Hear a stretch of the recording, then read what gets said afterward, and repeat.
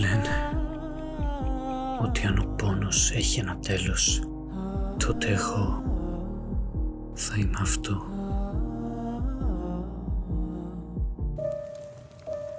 Γιατί λοιπόν δεν έχει μείνει τίποτα πίσω μου για να προστατεύσω πια.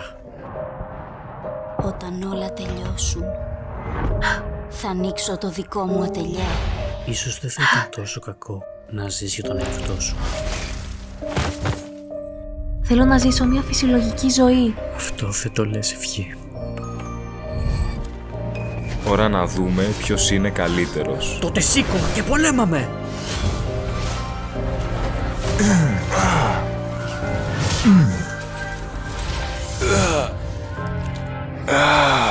Γιατί...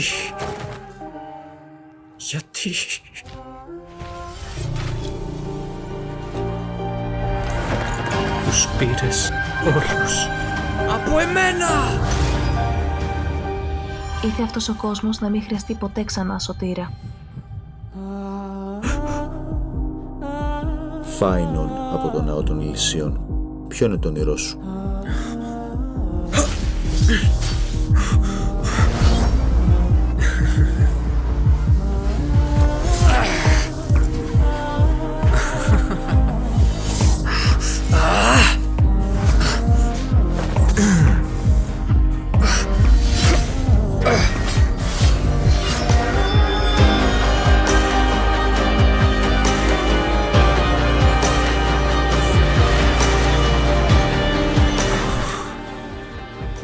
Στα αλήθεια, το μόνο που θέλω είναι...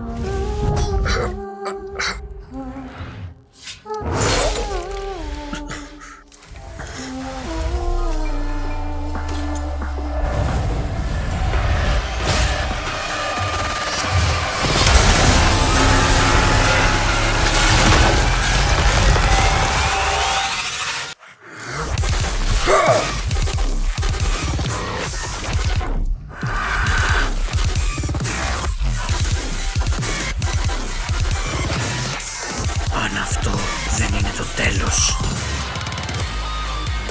τότε θα συνεχίσω να παλεύω